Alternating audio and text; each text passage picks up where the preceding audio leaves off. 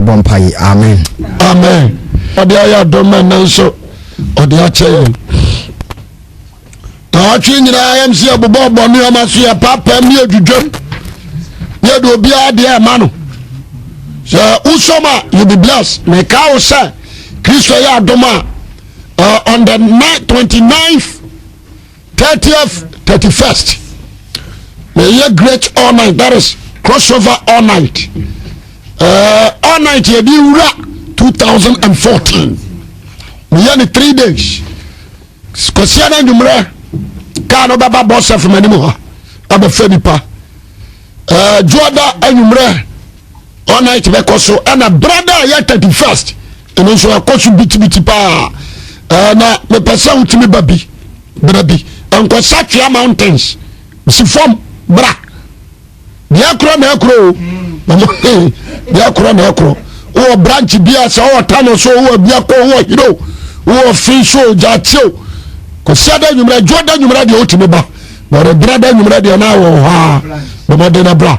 Na yenyina yen kamfutu na be ye gengengege. O ba wo de nya we mama de huadi. Ba ni tia se de huadi anya na. Engo voncha. So amen. Amen. Original yanko. Fa Bible na fe ni nkomo kakra. Me da Yesu ase. Ene da na me ka se mi tira fa Yehu adanse ne o. Na ene mame mo bon sem bi ba ko mienu bi ntira o. Na ma wate ne o ma bi ase. Kristo somonko. Kristo som. Eno nko ade ne ho. Na asoma wudu bi abata ho a. Wa mo botai ni se ya yese de abaye Kristo som ebegu. Badi ase. Akwante se kwan ba ko.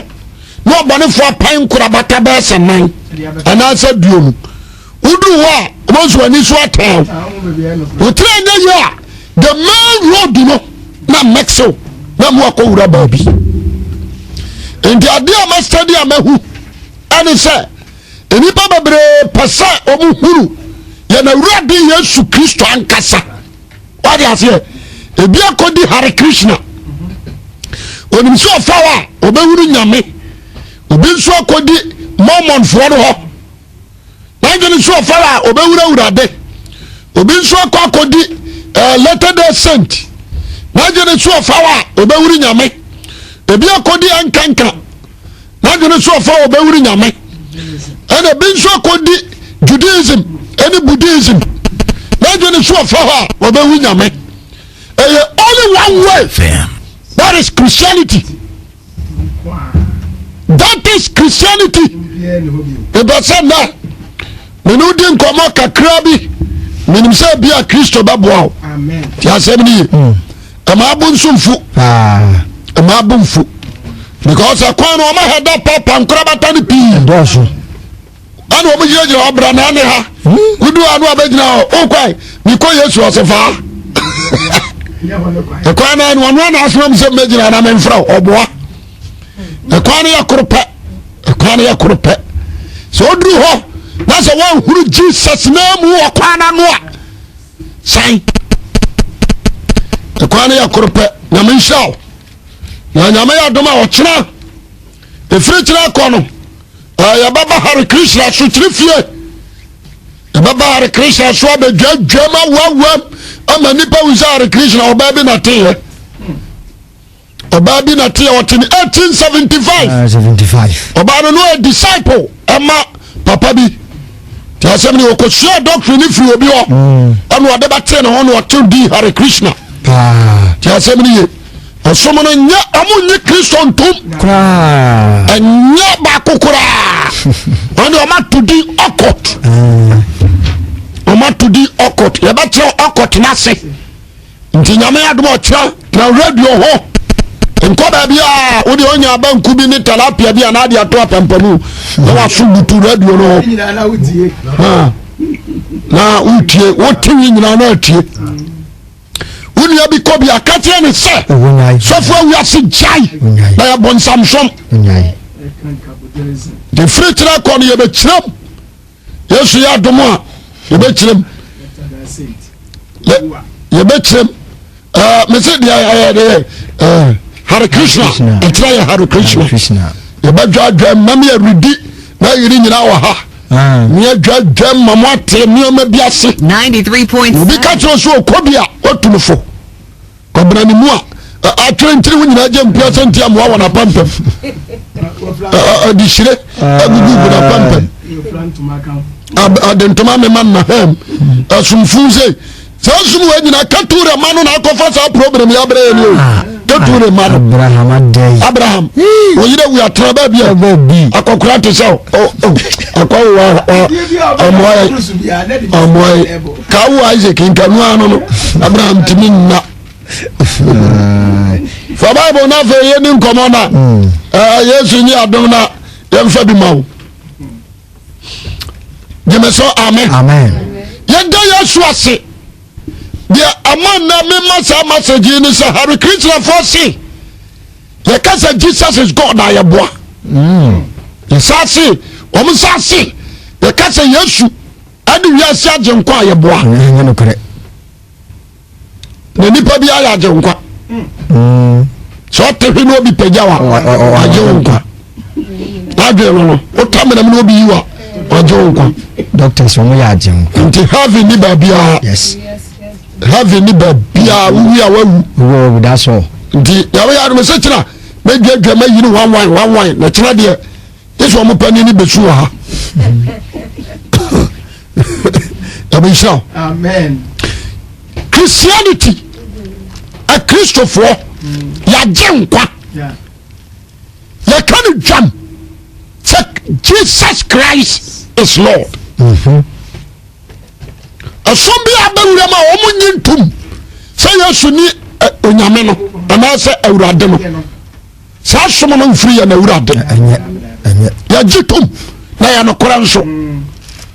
A Tobibia, a Trassa, Yamariasi, who say, Yano, Nipa, who be keke, near dinner. What is it? Ye dinner me or boss, so near Sassy. Do I hear any the woman in army? Amen. Amen. And to be a yana me come as some say. Me a nipabia, me per research. Now, a zombie sorry, me not budget nasi. I was some and say me come be a phone. Let me call the podium. Amen. Amen. And the material chairman now, I would say, Yeni Nami Bia Babio. So did the show you did. The Bible, no? The Bible of Gospel, Christianity book, good news, and the Kurameno. Boss FM. And your Bible be anti me to Bible. No, so Jamaso, amen. Amen. And the Bible be a Genesis in him and free Yame. And the Bible be a winner revelation and free Yame. And Shashim Gungu, and yet, no teacher no so. We are my Peter Bible no tokone. Anem, we catch now. The men show. And upon original for Bible near Ninkomo. Genesis chapter 1 to the end. When you sue God. When you sue God. In the Genesis chapter 1 verse 1 down to the end. When you sue Lord God. When you sue God. Genesis chapter 2. And obey you sue Lord God. Genesis chapter 2 verse 4. And obey you sue Lord God. What is here? Now, the entire man can answer me say. Ye kase onyankopon a ana lord wa enye din enye name a title body this one can be a professor obi a doctor obi a lawyer obi a magistrate what you say yes enye name and this your flow be pastor enye din a title yes ni di ankasa oh. What do you say? Yes. And to be Lord and our God. Now remember see God. A title. A complete title. Anything. Now answer na behuno. This already be a wajum. Amen. Amen. Udu baby your friend Nisi.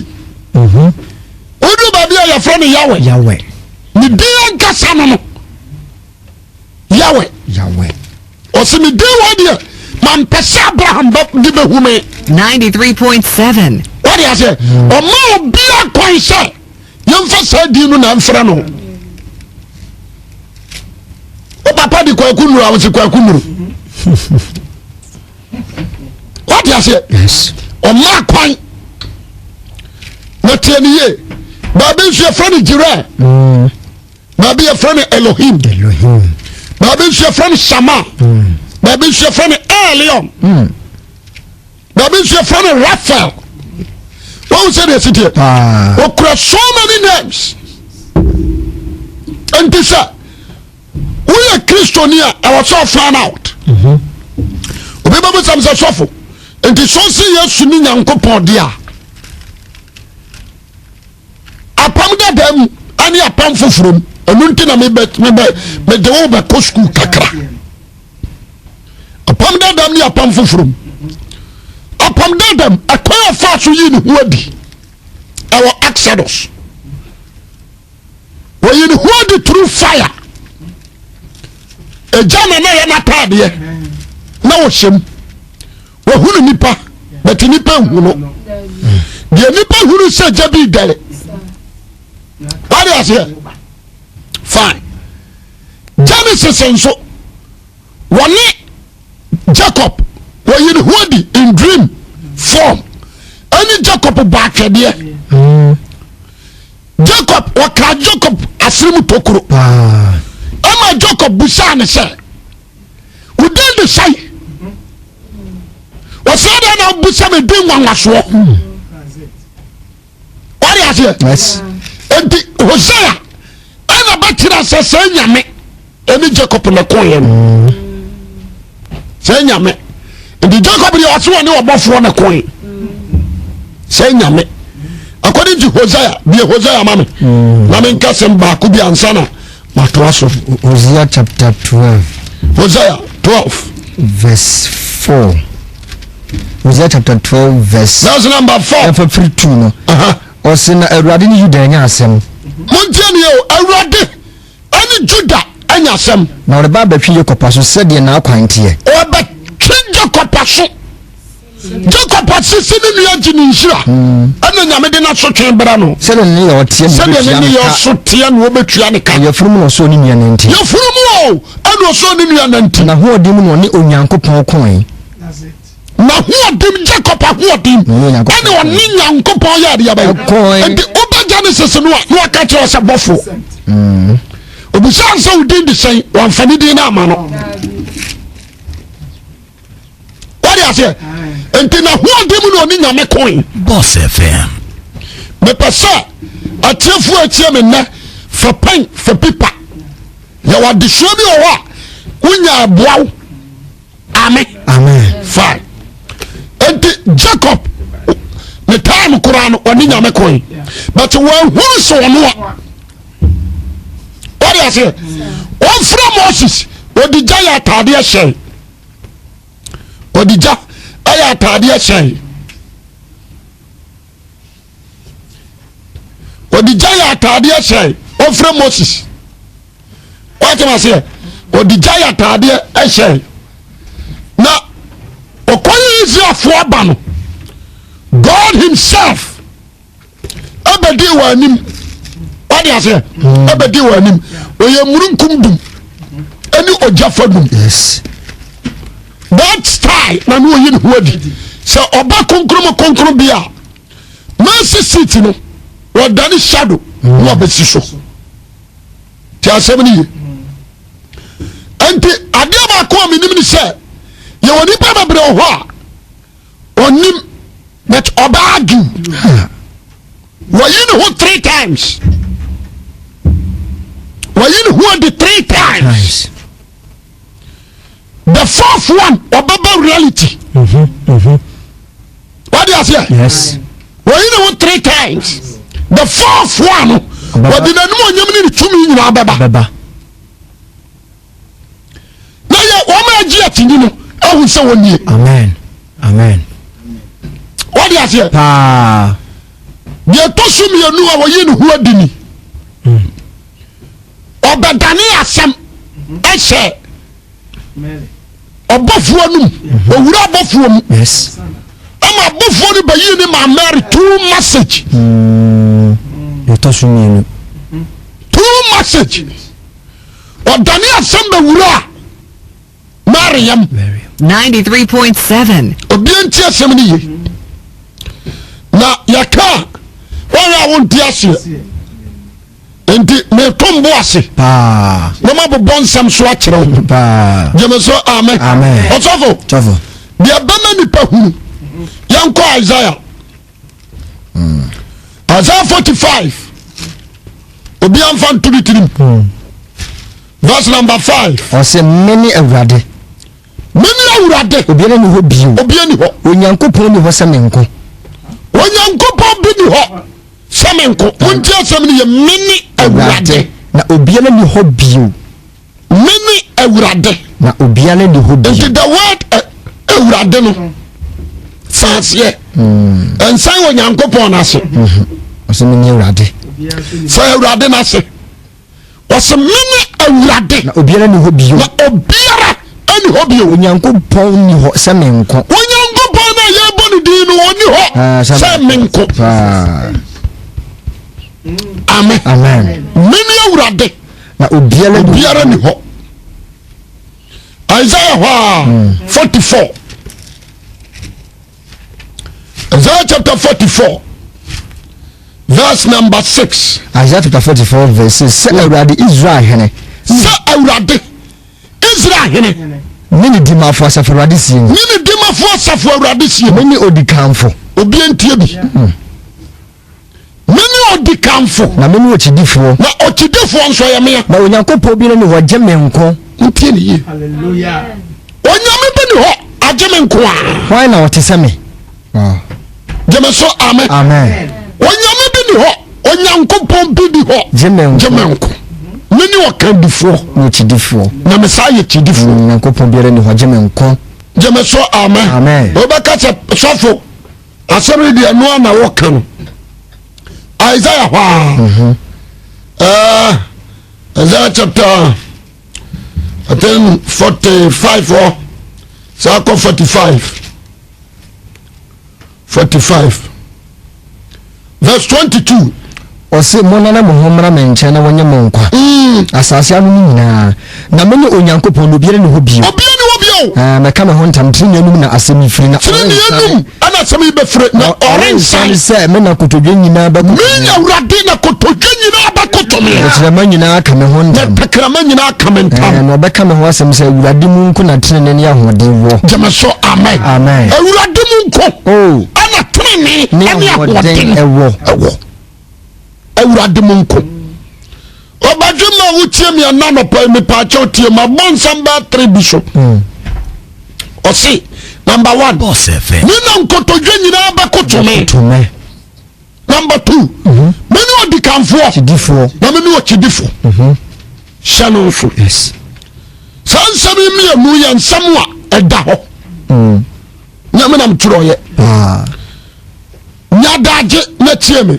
Isaiah odiyifoɔ ne ɔkasaeɛ o odiyifoɔ Isaiah deɛ wosua deɛ a na akɔ hɔ pɛ Kristo ho mfonini atwa na akɔ hɔ Isaiah chapter baabi wawo akoko ama yɛn Isaiah chapter 9 verse 6 wɔsene wawo akoko ama yɛn obia ntie bi wawo akokoa bi wɔyɛ prophecy ama yɛn wama yɛ ɔbabanin wama yɛ ɔbabarema na hini bɛda ne matiri so na hini no ansa na ɔbɛdi no di soɔ de na bɛte ne soa na wɔfrɛ ne din sɛ ɔnwanwa yɛbɛfrɛ ne din sɛ nipa nwanwa ɔfotufoɔ nyankopɔn tumfoɔ daagya asomdwoeɛ hene onyankopɔn deɛ tumfoɔ yes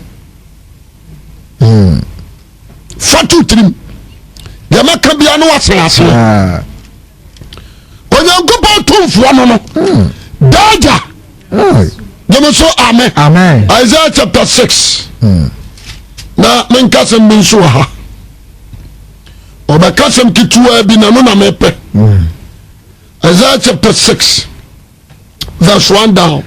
Afia ohini uze wuye no. Awurade se wote egba ekono no ma so. Mi huru awurade. Se wote egba. Ekono no ma so. Na tade mu ono ya sori. Na tade mu ya no aya sori fie. Asala finjire gina no so won taban siesia. Teniye.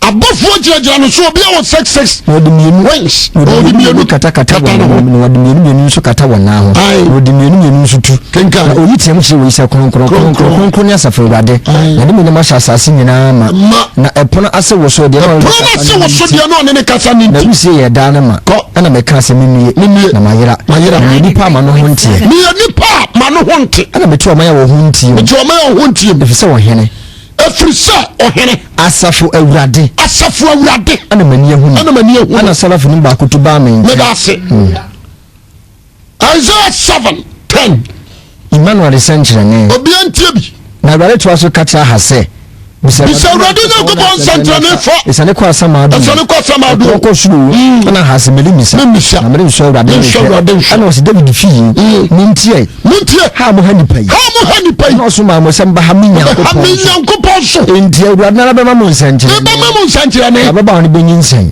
ababa ni watum di Emmanuel asere nyankopon ne ye ho me da se asia ne sa nyame no oni ye wo ho for two yes etobiri bia argument nye injinwa tinyi wo da se woni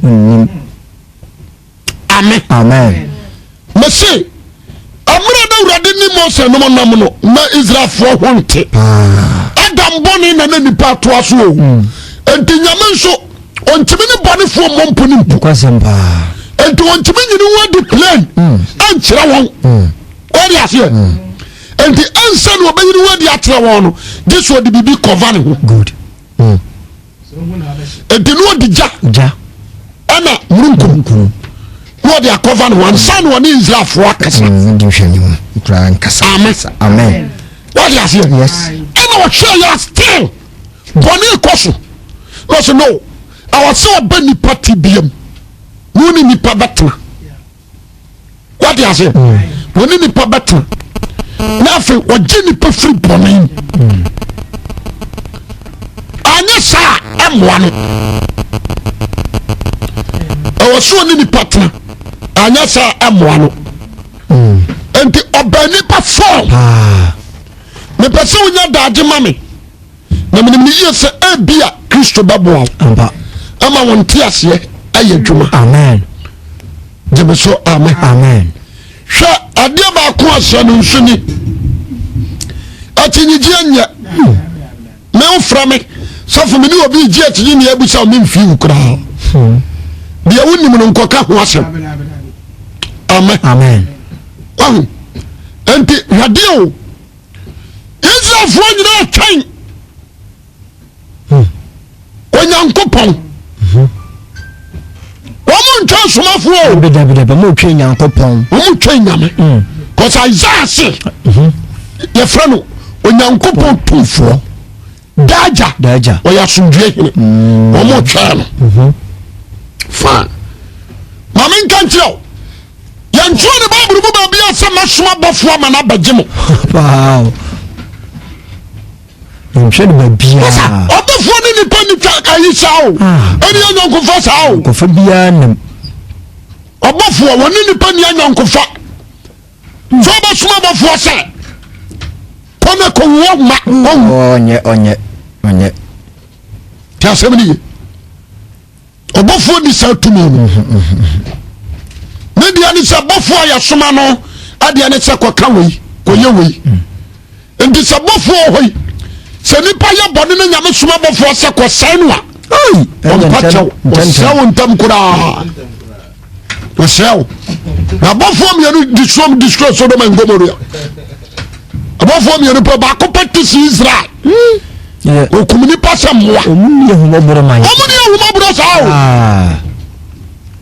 awurade na kura ehumoboro akoma ndo awuni se so anu aba na baboa no person na wa wutie metie ni yi nti yan hade mari wo fie Gabriel nie na obo oni ne kasa no o se Maria right onyame anima dom ubanyi nsa no wo babare ma no atwene din sɛ Yesu Mary answer me babuni beda na yiya ho so nyankopɔ ahoɔden ababa wo so na banyi nsa osusu nyankopɔ no aba amen yamu sɛ nyame ne yere ne hwan sɛmo awa de ne babra Mary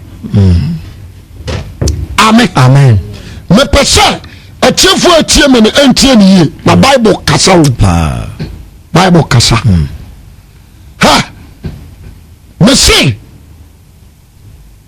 Jesus is Lord.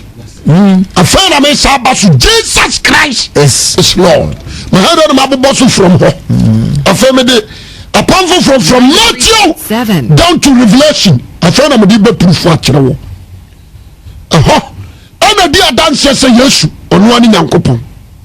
Jemeso amen. The other kind. Yanko on one in Samiso. John chapter 8. Verse 56 to 59. John chapter 8 verse 56 to 59. Ose na mo agya Abraham sane se obi hu me da. Abraham tam yemusa na Yesu tiase. No ntiase. Na Yesu wotiase. Na Yesu ntiase. But Yesu be kasam bi. Ose mo agya Abraham sane se obi hu me da. Abraham ne ho sane no. So obi hu me. Yan calculate from Abraham redeem. Consider the Christ. How many? Check here. Good. Last me the bizarre question was sorry. From Abraham redeem. What do you say? Up to Jesus Christ redeem. I want what was saying. 14th generation. 14th generation. Yes. Abro.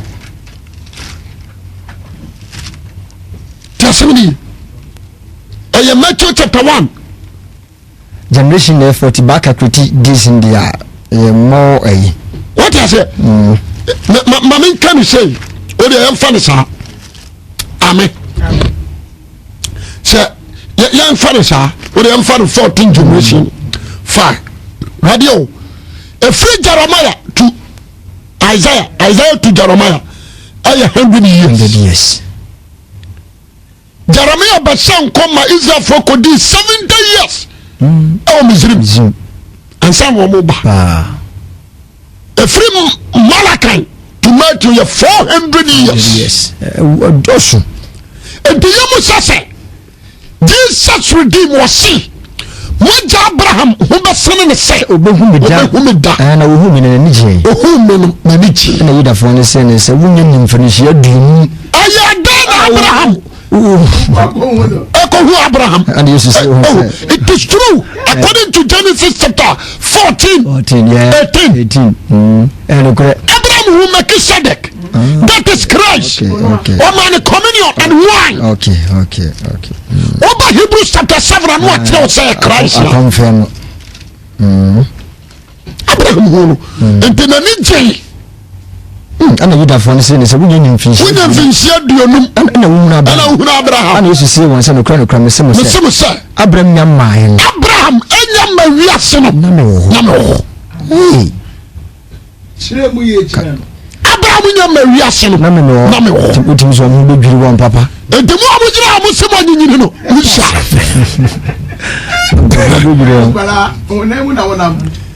you say? Abraham, Yamai, no. And the Tobibia Mempasa nipa over your argument. I share dear. So amen. What's up? So what do you say? Amen can say John 14. What am I mean step by step? John 10:30 was in the yes. Yampai one. And that's the idea, crow. One body. Munya dia by pie. Permanent. Me pasa ana. Me man hunu ni oma bi. Jeme so amen. Hebrews 1:8. Hebrews chapter 1 verse 8. Verse number 8. Hebrews chapter verse number 8. Was in Obano ho de was Onyankopon wo hini ho dapem. ohini poma ya poma etene wo dotene na wuche mu yem dina onyankopon di ahosana no wasa wosere mfefro na awurade mfitiase no to asase fapem na wonsa no nyuma ne osoro ennum be se da wo de wo ho ala Hebrews chapter 1 verse 8 wuti asem no na oba no ho de wo onyankopon wahini ohoda pem na wahini ya poma etene wo dotene ne na wuchi enti na onyankopon de ahosane no wasraw asraw mfefro amen Adiaba koya na yamba adi se nipa nsua no wahu no oje hu akinye John 13:13 efoni tima na Johannes John di okasayo John 13 verse 13 John 13 verse number 13 o se na mo de mo frɛ me kyerɛkyerɛfo ne awurade na mo ka no kore na meyɛ Unim say me be catch say Genesis chapter 1 God but if you do Genesis chapter 2 near the Lord God and the awurade 7 what is sash Isaiah says many awurade onyankopon bi ni hobio many odi kanfo na many odi fo me awurade na nkotojo nyina bekoto me ana ha Yesu beka awurade ne ho asem na mo de mo frɛ me kyerɛkyerɛfo ni awurade na mo ka no kore na sema mo ka ne no kore na me yenso amen stop me awurade no so ampa me ye wankasa me semo me ye no me ye ana me ben no so wa ye awurade stop what you say yes ndina wo ya me ka se san awurade na se amen yeni awurade mianu o dabi ani yeni miansa ya korpe baba kopɛ ni Christ and this one my side papa no you can be na ade ba ko a ya na me wura ho de amanipa ane se wo kire no nso gina ho na de bo na hanso me gina quotation bia ni wa be ko to amen kan kire o bia bo bitim na dada no bebu se ana ye boy Yesu asu no amo question anu no ani bi ka se we ni me doba wo so mani wo ba se no gina he amen that is your question wo trimu now so Yesu awurade dia ene no hwa na kan me da se ma men kan kire ba bia ni wa voice free soro ba ya Yesu kasa ni honhom free ni mu na kodi ni ho adanse ni honhom e free ni mu na kodi ni ho adanse omnipresent or ha obi ba ka say eh ma men kire omnipotent se baifu chimi da na body ni da wa na ni honhom free ni mu ko akodi nsamani asa ba wurama ande awurade ntimi nyina fam obetima yaman Tiasia woni mutini ndia woni mti. Tiasia mini ye. So if evil person nipa baifo etimi da obitimi chante otwona ne ho furo ne muko oyeduma nipa o enti awurade na ntimi nya obitimi amen what is it me passa me kasem bi kiro the person kasem bi kiro hwe ontimi mfani nya me suni nipa manante o enye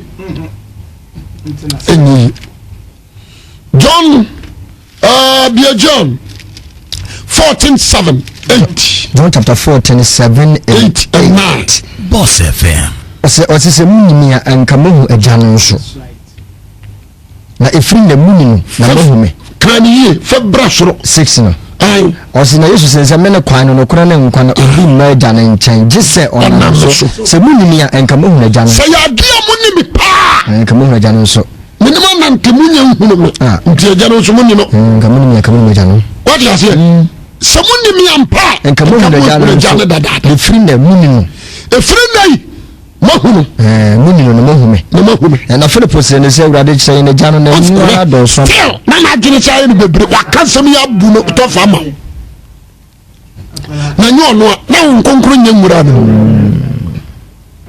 amen amen what yes na wo konkro nya dia obi te bible na se so akọ school o ti o sia theology ne keke atuni ngo tinu timi enti ase what ase yes enti wakasa na ye verse 8 Philip sene se awrade se ye na gya no de bia wotaka no adoso amaye no Yesu se ne se mani mo hoda dada yi munhunu ya na Philip na de wo hu me no wo hu na gya no ana amma kasa guse muhuru me muhuru gya no enti mohu me na mohu no se wo sa bi sabe enti me mu tena dada munya uhuru me de wo hu me no gya no na de ntina wo se kire na gya no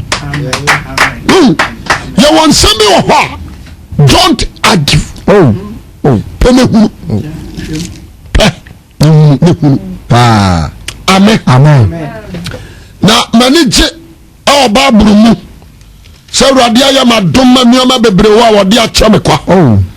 Obi awie theology school. Ya maka si you nim hwe.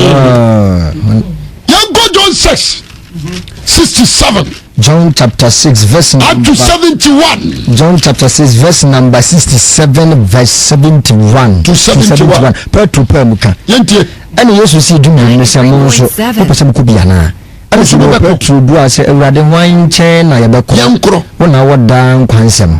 Ya die di. Ya hu se Awurade hwan chen na yanko. Na wo woda nkwansem. The word Awurade yemfa na obi awo. Awurade ona woda nkwansem ne agye di. Ya agye di ye hu se wo ni Yankopon kronkron ni. Ti ha. Me da bia me kam se Peter ana John ana James akasem wo bibia ni wa beto. Onne nanante. Wo se wo nso be kobi. Awurade hwan chen ne yanko. Wona woda nkwansem. Ya agye di. Na ya agye di. Ye hu se ni Yankopon kronkron ni no. Wuti se no se ka no. Na ye hu se woni Onyankopon kronkron ni no. Mama ye hu. If one time na yankro. Ana Yesu bua won se enye me na mayi mudum yi me da se. Me pasa atiefo atie me na nwumre anopai. Awiai. Na wo hye no nso. Eto biribi a ho ebeya ma wo se ebeboa wo. Abaifo kura nim se Yesu ye nyame o. Abawo. Abaifo. Abawo. Sita akwasi wana ohwe onim se Yesu ye nyame pa. Enti se onim a me ka kira wo abaifo onim. Aje bia Mark chapter 1:21 to 26. Mark chapter 1.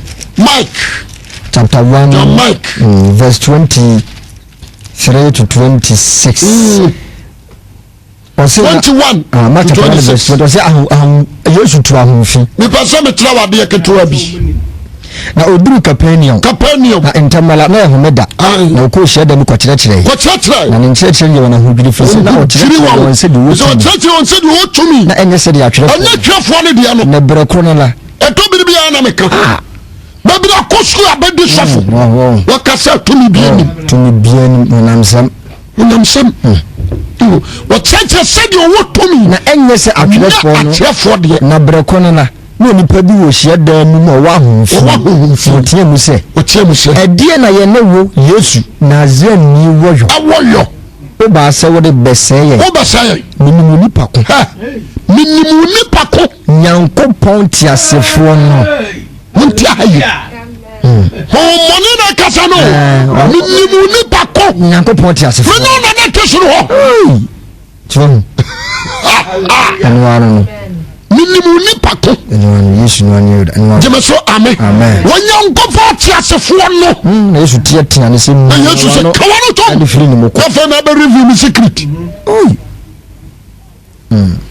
ne free ni moko nti utimi se Yesu di abufuo se sia no because o review ka kokoro mi nsem ade a matwa ntoma guso mempa so obi abehunu o bebie so kawano to me na free ni moko atwa so ahon jemeso amen minimu nipa ko Nyankopon ti asefo no we ahomfie no na akasa o oji ho achi onyankopɔn tiasefo nyankopɔn hotelfo no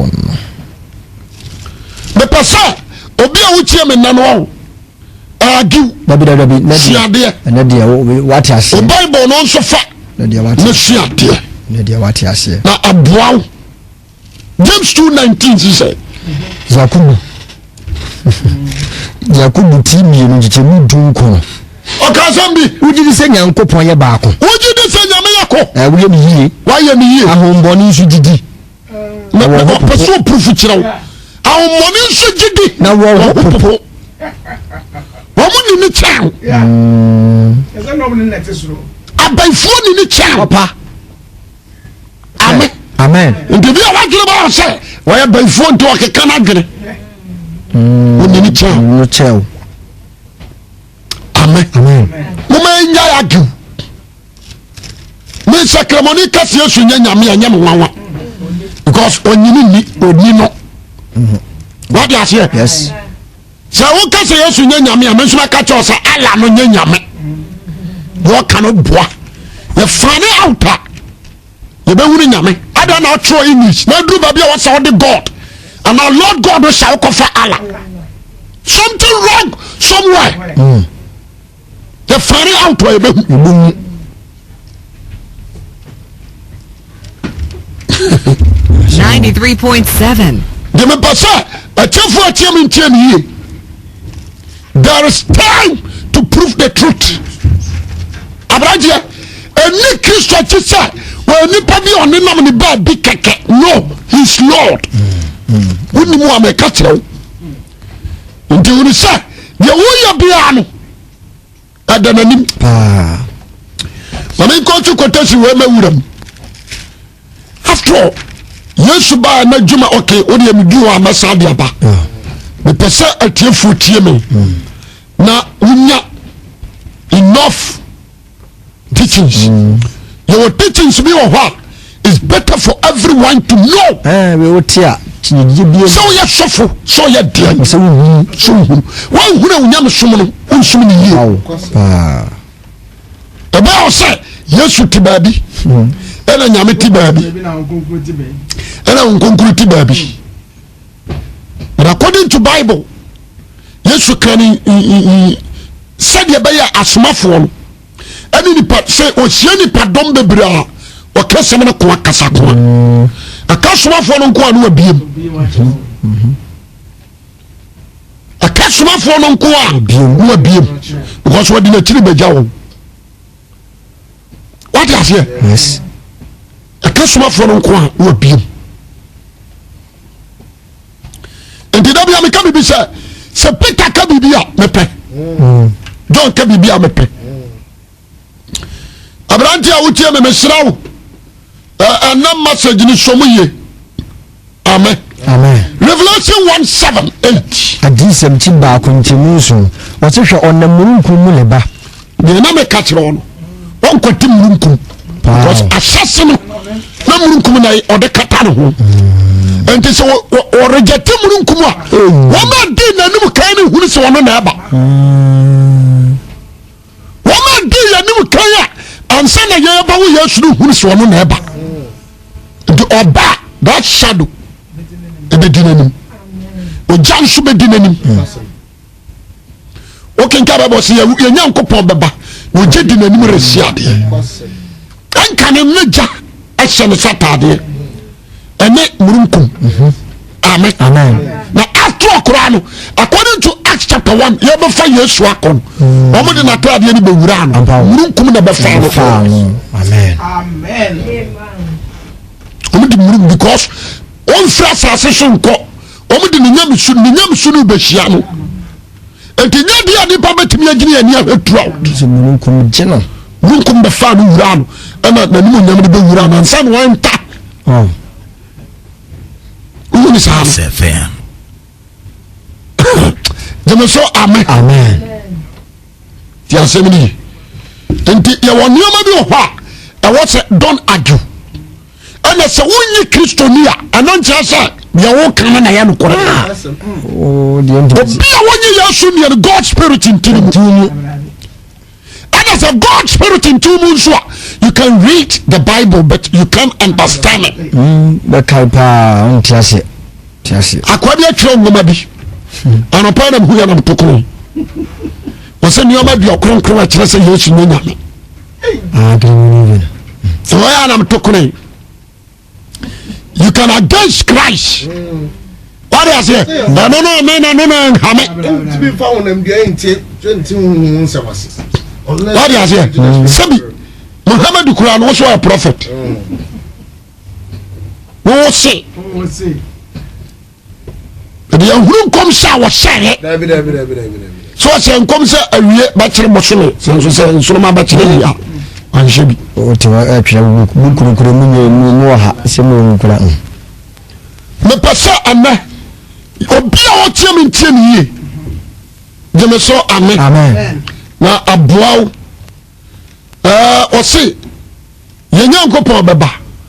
O kan adisam 17 was hwe na murunkum reba na niwa nyina be hu no ene wona wo no ani wo ma de pia wo no sasisu musuya nyina besu wo mo bon hu abubuo amen abade many alpha ni omega afena Isaiah de no many alpha ni omega Isaiah say Isaiah 44 many chidifo no kan difo many wo de kanfo no chidifo akopɔ bi ni wo samenko onyame bi ni wo samenko afena wo betra se wa wo se awurade se many alpha ni omega many alpha ani omega de oho na oho dada na oreba adi nyina sutumfo amen many alpha ani de omega nti Isaiah se onyame bi ni ho bia ni ho what ya say many nkotojo nyina ba kotome many what the kanfo na many what chidifo and onyame Jesus na so abeka o disem alpha ni omega so many alpha and omega amen tiasemni enti Bible no nya daji mama nya argument mama ni Roma afo achi no machi dabi ameka me say I'm not men presume that because I know the fact. Yes. How can someone no corona or so president? No, maybe them say almost some permission, but I don't care. I don't know the Martin Luther. I don't know Martin Luther call. I be sure ye. You must show amen. Amen. And the Masrao. Obient me na Dauda. Aja, me ba kan quotation bi na owie nyina sum. Obi anyina sum. 1 Timothy chapter 3 verse 16. 1 Timothy chapter 3 verse number 16. Ose na ade a wode anokoro kase eso. Na daje pa ma me. Ade ani pa nyina. Ade anokoro kase eso. Omo nyina de anokoro ye kasa anokoro kase another 1000 makabo yakabo mo kan ho se eso pa ni onyamesom pa ahintasem ye onyamesom pa no ewo hintasem ewo onyankopon yi enti so wan sum nyame amedu nyamesom pa no mu a nya emu hintasem no so nsanya de ye ba the mysteries nya da ye onyamesom any nyamsom papa emu ahintasem and there was so many pastors there is no mysteries ni nyamsom papa oni ahintasem bia papa ni nyamsom pa and say na benye mysteries review no asum nyamena du papa to understanding the word jemeso amen ye wonyamsom ani wonyamsom papa na yina Paul say wanyamsom pa apojuo what you say nti some sum nyame du nyamsom pa no a memfa woni atade amini memfa woni mpabo amini always I'm praising God da bia woni je what you say ebitimi ha me so fotoka wo ka idi tomono na we dia ya dada nsuyo obi di so for 10 years nya bicycle kokora wanya bidan wo fa ho kora min so da manyamo se toka wani su brim Boss FM ani su brim si so dai what what I say menka say car no papa nye eye so si aso da wia tupa dia boy na yisiwi $6,000 say almost 7,500 capacity nipemsia enana me catch us off no se mo amudi machine de se nyame to mo nsem obi ento bi ntire eye ma kwa wo ton so ento dada no to papa so mi sha na mo tram woni je ho sam so futika mu na me de so bi anu na mi o eni si aso dai papa na me ne na mo mi ni oni me yaka pao men kwati de oni me kan no nya de me pe enwie mi yi mfani pa kwanso ni nyamsom pa mu yintasam nyamsom pa ya wo mudi aban yintasam nyankopɔ yi ni ho adi honam nyamsom pa no ya wo mudi aban yintasam mystery mystery behind amen and we say that mystery ni onyankopɔ yi ni onyankopɔ na tete bram obo so ni asase ye mu ni omani oyi hu di plan na ye nipa honam that is the mystery the mystery oyi ni hu di honam o bu ne bem what I say ho mu ni ye di na sem physical ebu ni fo atentia but na nyame ne na bof ye bu ne bem oni fo ni peniso yi ni ho kire abofo what I say oba no oyi ni hu di kire abofo ana kan ho asam amanama onye ma ye kura ni aka ho asam amama oji ni di wiase ya jina di wiase ama fa na ko so animonyam amen amen nyame ba ho asam no working 93.7 what you say hintasam wo na chance ya fa na kono nyo bia na be so ni mu munkum na baje no amen amen according to Acts chapter 1 verse 9 munkum na baje no munkum ni di ko wie na bofo nso no kushi jira wonim se munkum no eba saba na yanko kan chance eba saba bi amen ente me pasa mo amutie me na anopai muntie na muntie ni ye yeni nyame mienu yeni nyame nan yeni nyame num aya korpe one Christ hon konkro no kura na ba ya no ayo no o ho mo na ode ba ye adwuma wa ha no ono ara saba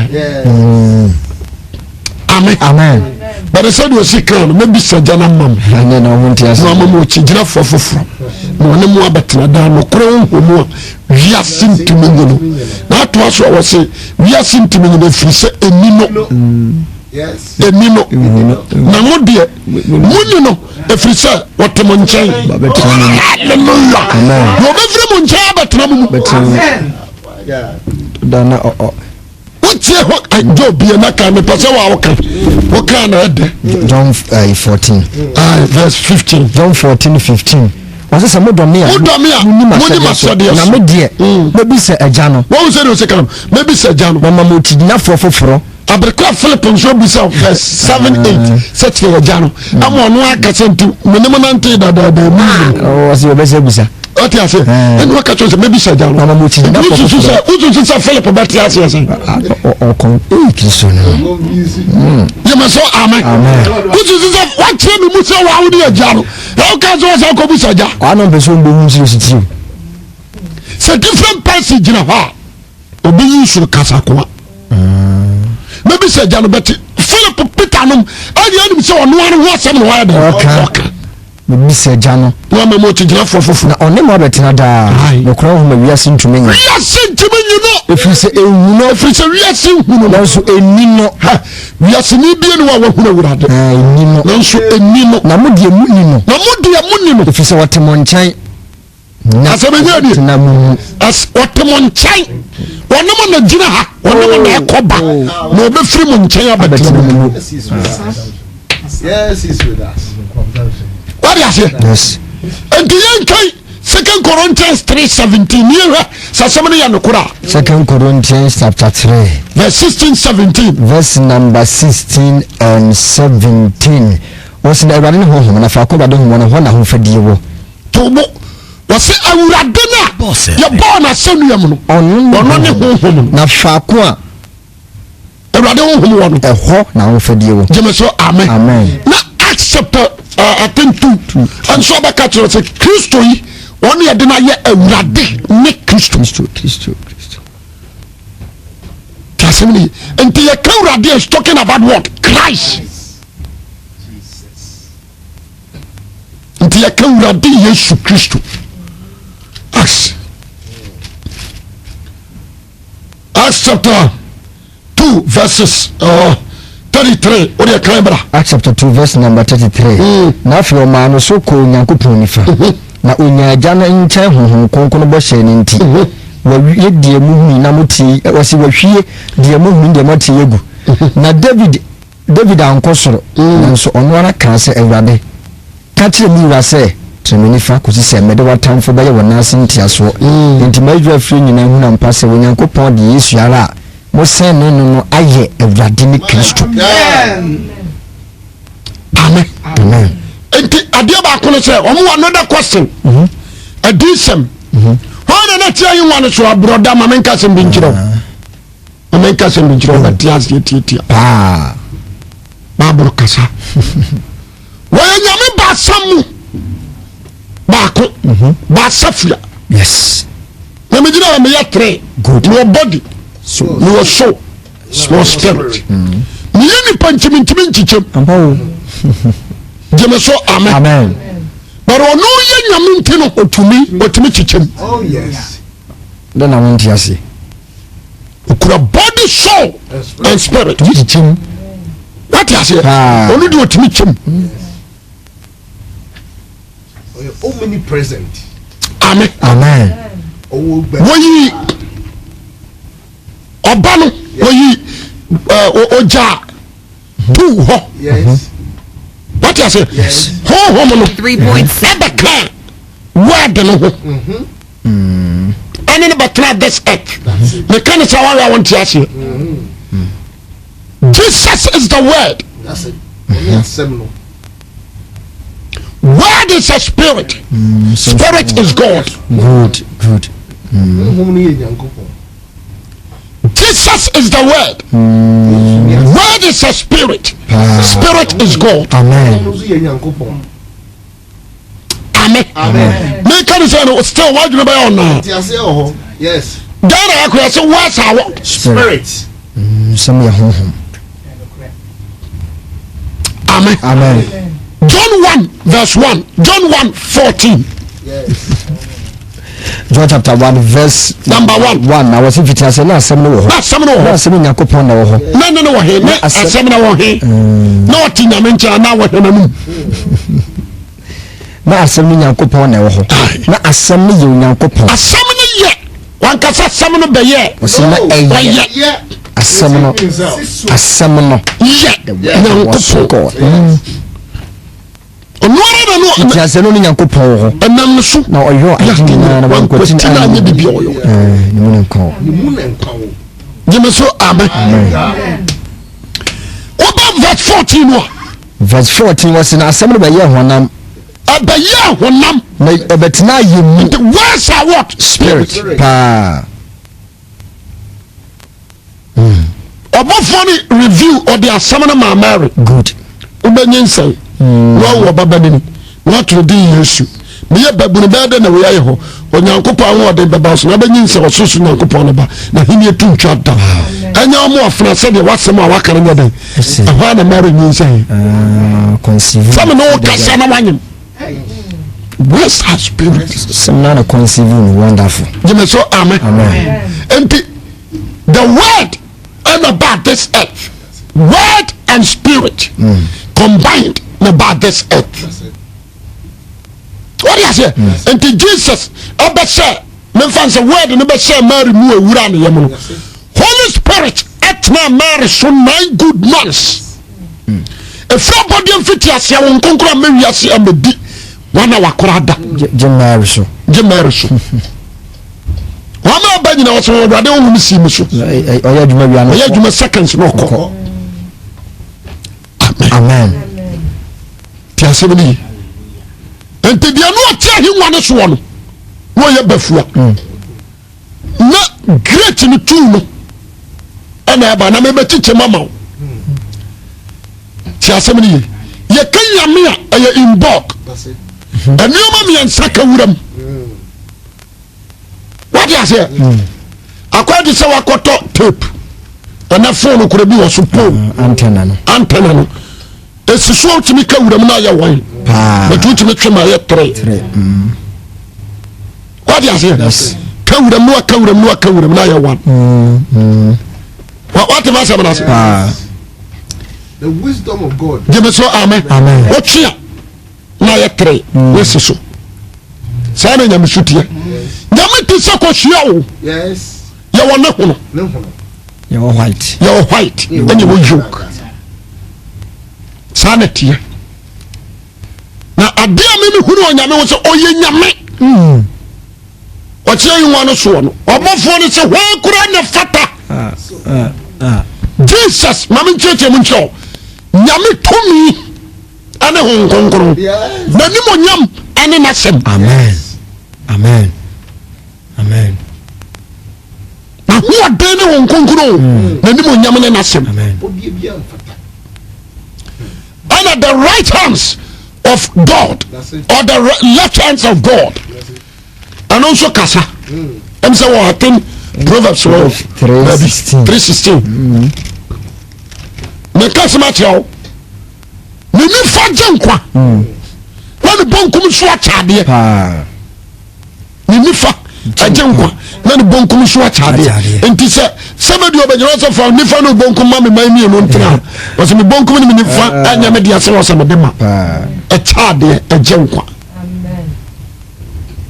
amen piase me wasemi wura semi setna jani ni fa so kwasi so do tamfo be yon chen cha se mpagia baba wi aso wasem no woka mpagia ho asem and always ask God direction, ask Holy Spirit teachings na amwa and share your mama munya ni o mato na tebe bia mon trans wo babro no chinchi me se nipa bebre de mo bagura topre abdai edi ho agura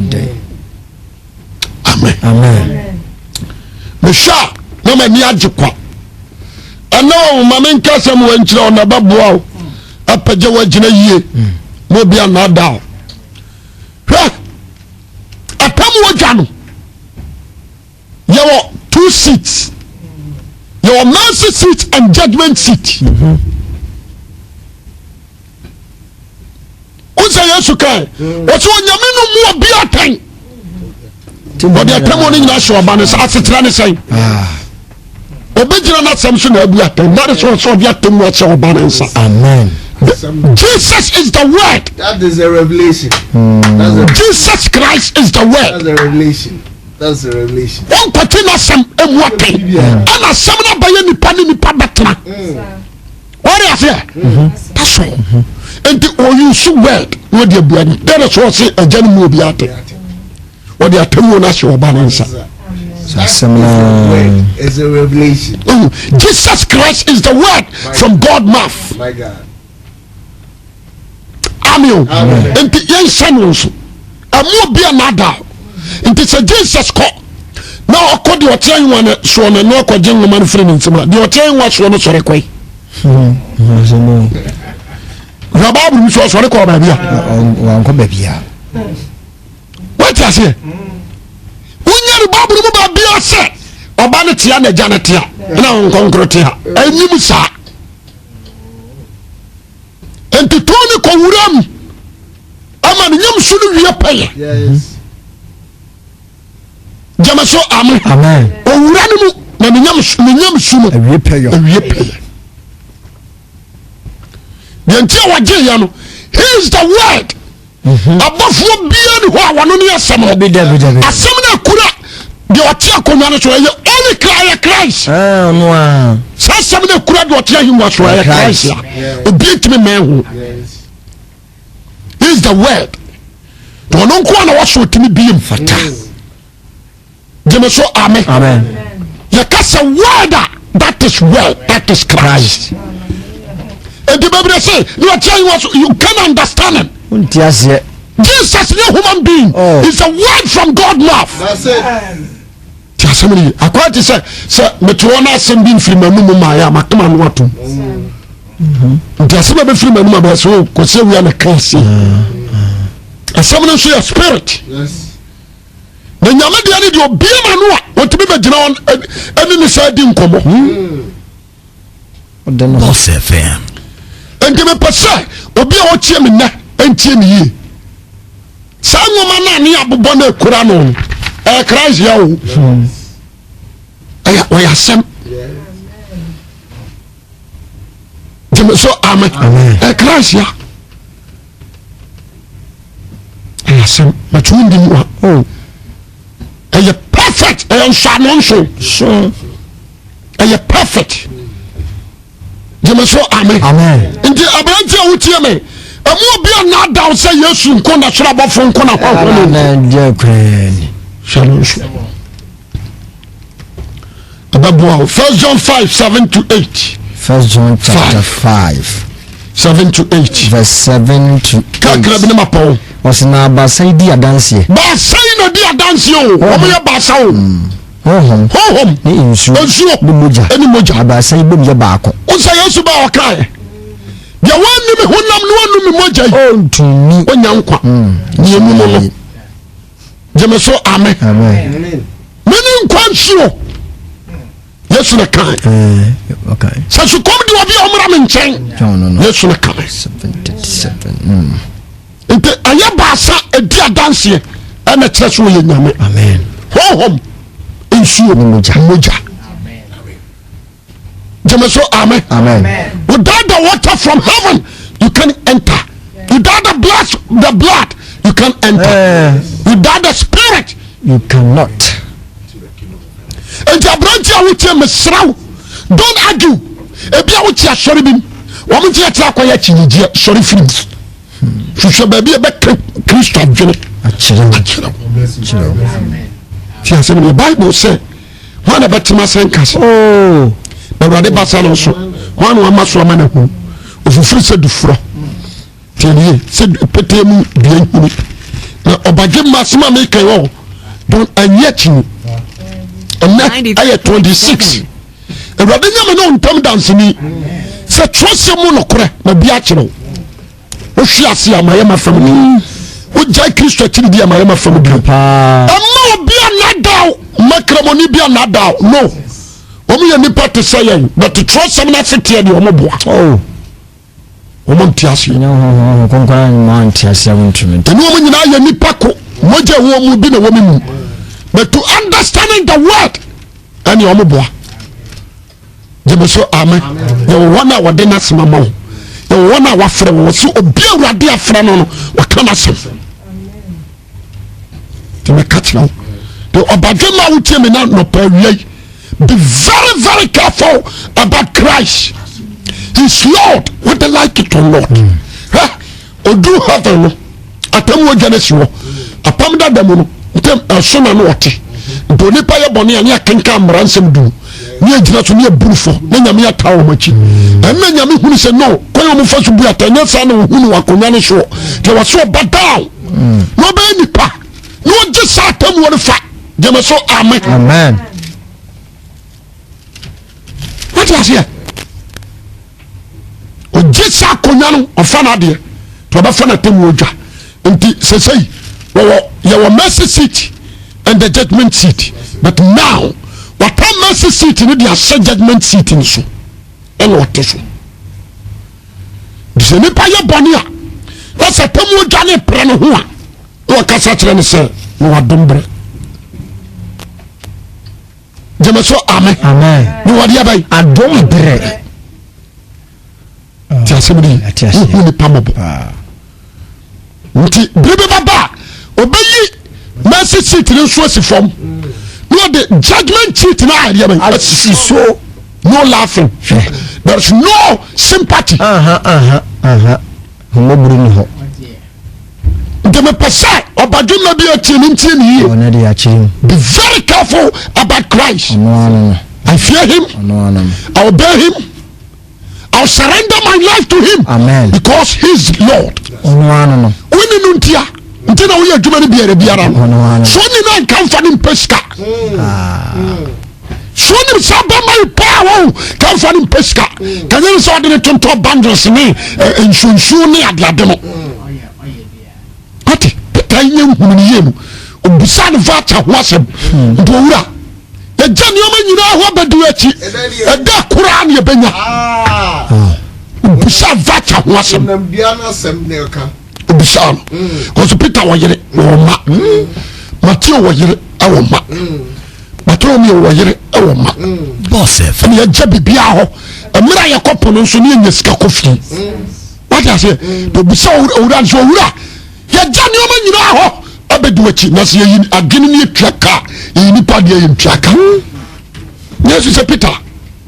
No me no dia na katua ne sankara na bedu soro na yakobisa obian saba kan dia what you say the Jesus in who did you Peter you name so tira o fa James no fa Peter no fa John no ko bomb pai amen what you say no person Peter who ni pakora wo no